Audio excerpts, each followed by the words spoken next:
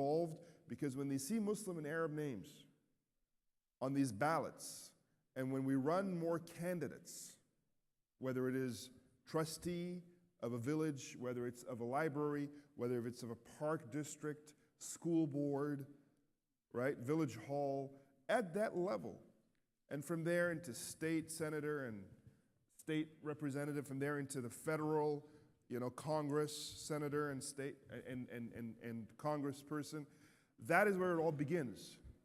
So I hope that everybody, especially you imams here, get very involved with this group and make sure you let the community know what they need to do, because this is a numbers game. You cannot do it alone. We need a lot of people to do it together. It's simple stuff. Vote on this date. They'll help you. They'll tell you what to do. But it's very important that we organize ourselves, guys, because that is how we build power, inshallah. Yeah, voting is very important because and I remember when we have one of our community members in the board of school district 135 here, Brother Dawood Shalabi. He was able to achieve many things to the community, including like setting the days or making the days of Eid as an off days for our children. We still need to do this for the high school district, District 230. But anyway, we need also to have connections with the candidates and to be able to support the ones who could achieve our goals. There are many things. For example, one day I was talking to the physical education teacher in Sandberg High School. We here in the masjid, we receive many calls and requests for swimming class exempt. Many of our sons and daughters do not want to attend the swimming class because it is not separated, it's boys and girls. And I talked to the teacher. I said, why don't you give the option to have classes for males and classes for females? I don't think the Muslims are the only ones who would attend them. She said, we allow the girls to wear the burkini or whatever. I said, it's not only for our daughters, it's also for our sons. They want to have a kind of to feel comfortable when they swim. I don't ask you to cancel the class or the policy, but give the option for our children. And many of the other children, maybe the Christians have the same things, the other religions. So if we have people supported by us in the District 230, for example, or in the high school, maybe we could achieve this and no longer need to just to give all these permissions or excuses to skip this class while they can have this class, which is important for them, in a way that they feel more comfortable. Yeah. Yeah. I don't know if anyone has a question here. Yeah, go ahead.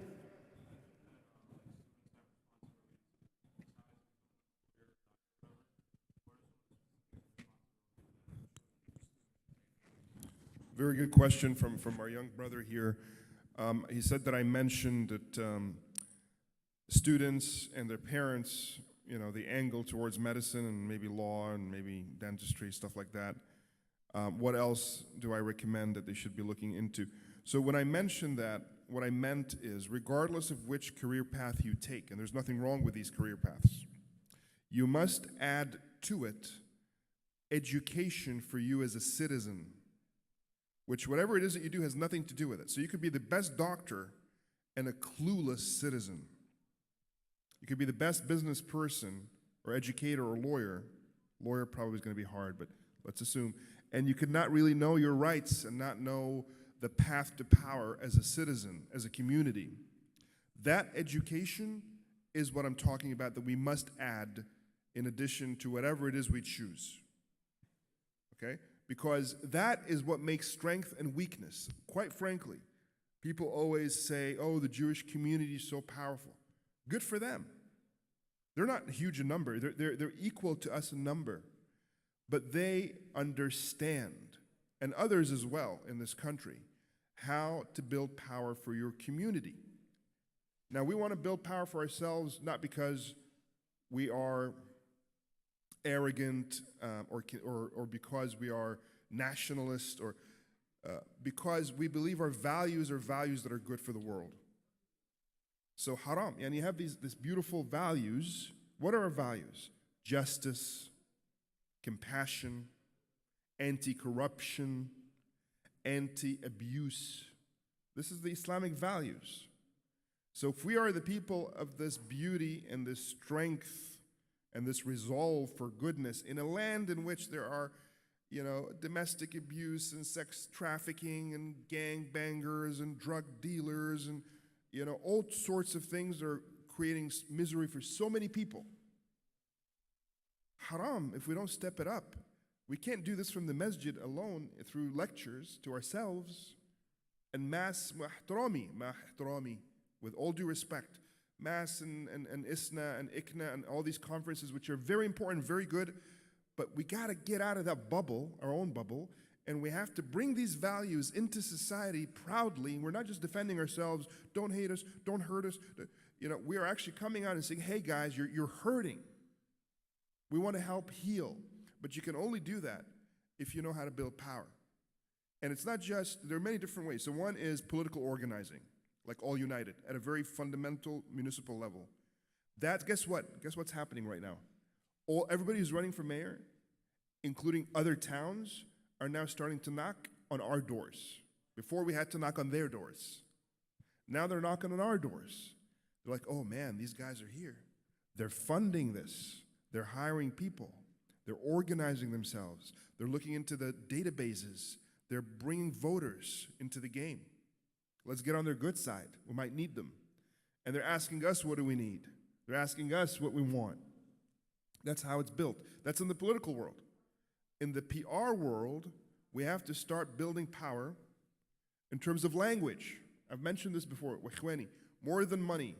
You know who has more money than Zionists? Muslims. We're swimming in money. And I'm not just talking about people here, around the world.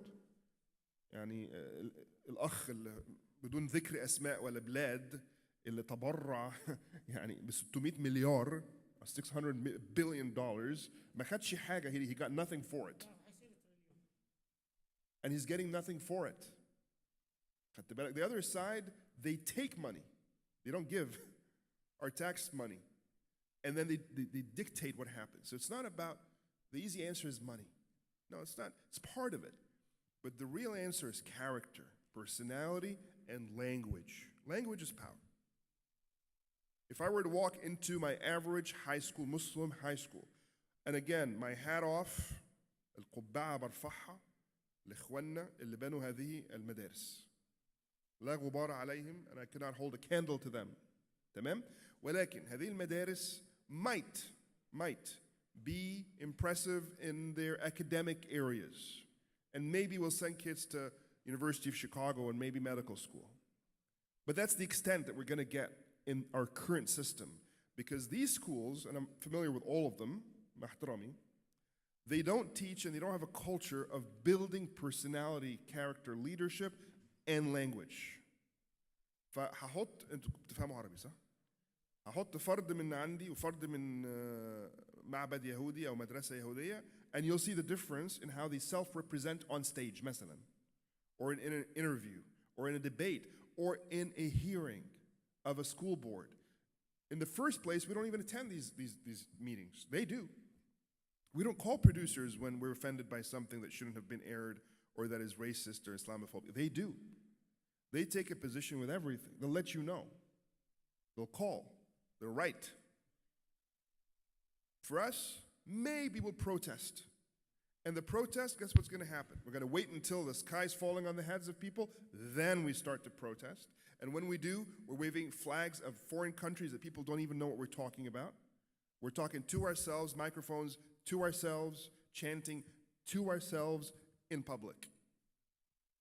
And we're not measuring. And when I say this, somebody might be offended. Oh, so you're saying that? I'm saying what I'm saying. I'm very clear in what I'm saying. We're not shifting the needle because we don't have a strategy to affect the public. We don't have a Jon Stewart. We don't have a Steven Spielberg. We don't have a Larry King. We're not even trying. At the end of the day, when you have personalities that are as American as apple pie, but represent your community as well, because these two things are not, they're not in contradiction, then maybe we'll have a chance, a strong chance, in pushing back against some of these terrible narratives that exist today. But if we continue to isolate and have our own little businesses deal with each other, our own little students deal with each other, our own little protesting to ourselves, then we'll always be a big giant bubble, an ethnic community in the United States that just hangs out in these areas. People will see it as foreign. People won't sympathize with your dead. They won't cry for your injured. They can't relate to us. I'm not saying it's all our fault. Obviously, I'm a guy who fights racism and supremacy, so clearly there are faults in the mainstream. I fight them for a living. But now that I'm talking to us here, in our own house of Allah, we gotta get real with each other. There's a lot that we can do differently. The culture needs to change. Our culture needs to change. We need to be more outward looking. We need to be braver, more confident, build personality, be willing to take on the right fights. We take on the wrong fights. The right fight is where things matter. And most of the time, they don't involve muscles.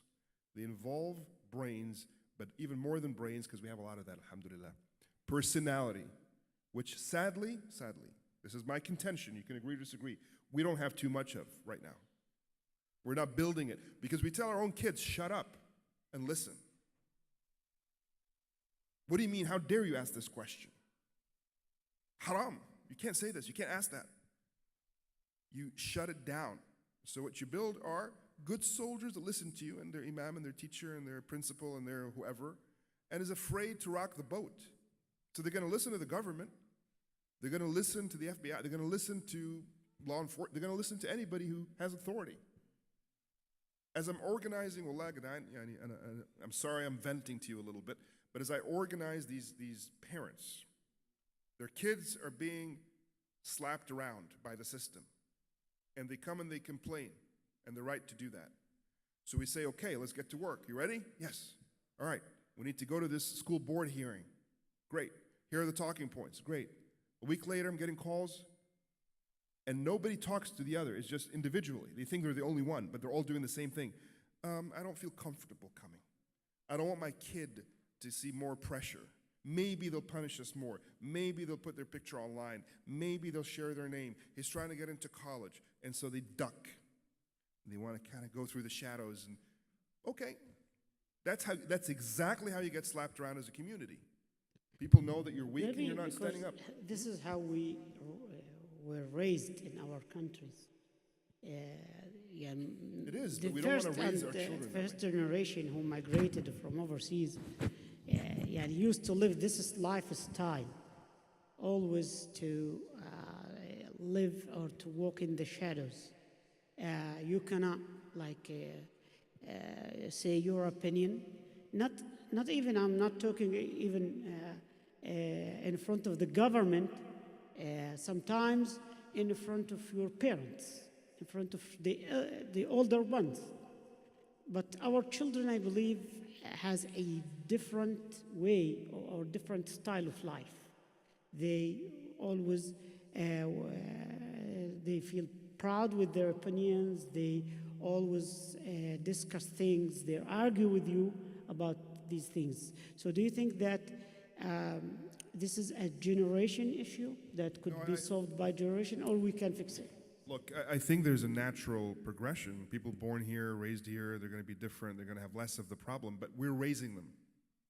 Our generations are giving them the same things. We're limiting them from their natural growth. Ourselves, we're doing that. Now, we do have great exceptions. I mean, I've seen amazing, personalities in our community, young people, and they inspire me. And again, I look up to them. They think they're looking up to me. I'm actually looking up to them because they're braver than I was when I was their age. They're more eloquent. We have that. But it's not being systemized. We're not mass producing that. هذا من كرم ولطف ربي ورحمة ربي, that we have that. not from our work, not from our strategizing. We strategize the opposite. We strategized ان حد يكون متدين عينه في الارض وما بيتكلمش he has nothing to do with anything وبيصلي بالنوافل وبذكر ومع الشيخ بتاعه وبيحفظ تحت رجليه بس منخلع ومنعزل عن الكون وعن العالم and he has no influence on anything. يمكن كمان he doesn't want it so he doesn't get corrupted. We can't have that. I don't understand. I don't think that's our faith. I mean, the Prophet Muhammad ﷺ and his disciples, Sahaba, they were involved in everything on their terms. Let's be clear here. I'm not saying assimilate. My kids don't assimilate, meaning we don't forsake our values to get through the door. I get in with my values through the door.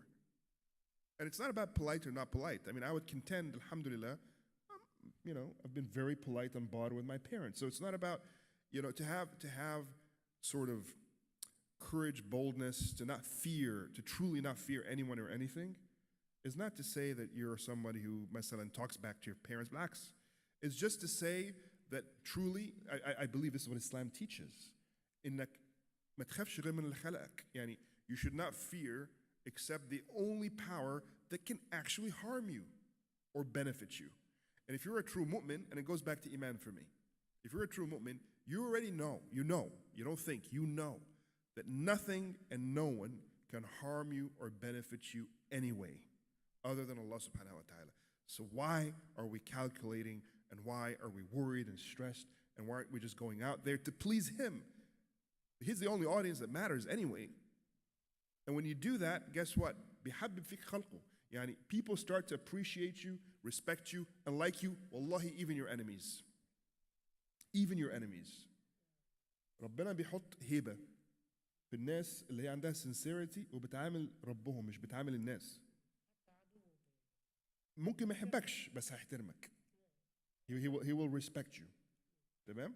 But this is the person I'm talking about. It's not Ahmed Rehab's school. It's Muhammad ibn Abdullah sallallahu alaihi wasallam's school. This is not a new invention. It's been there, but we lost it. طيب, the last question, do we have تفضل دكتور.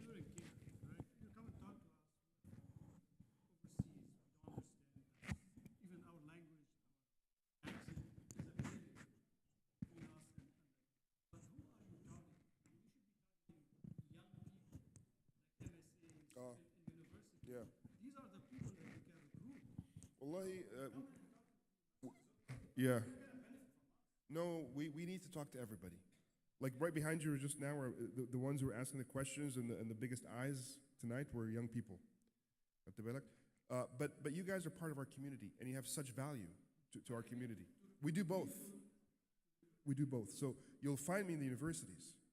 You'll find me amongst the young Muslims. You'll find us with our Muslim Youth Leadership Symposium that we hold twice a year. You'll find us with interns in our office every day.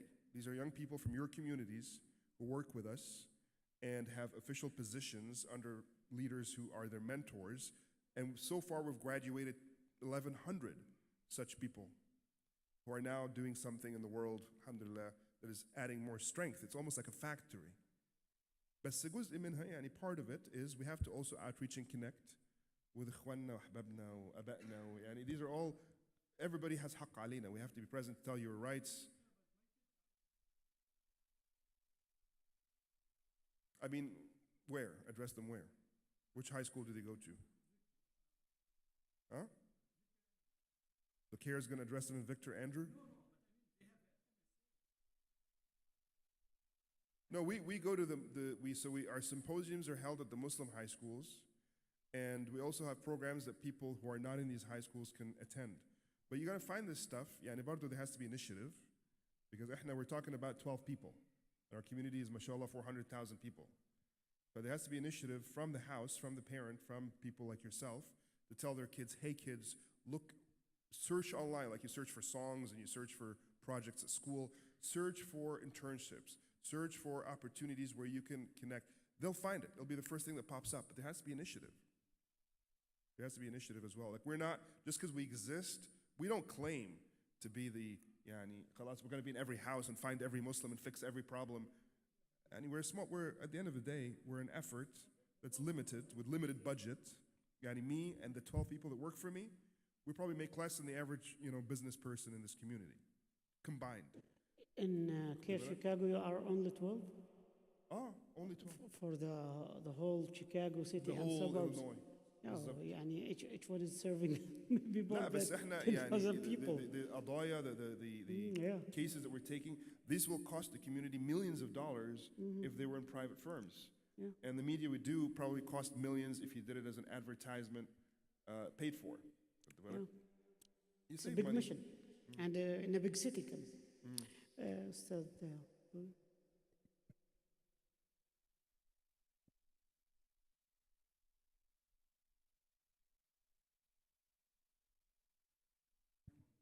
Not by wishing, not by willing, but by doing. يعني we can, of course. يعني احنا let's be honest. لو يعني لا خلاص خلصنا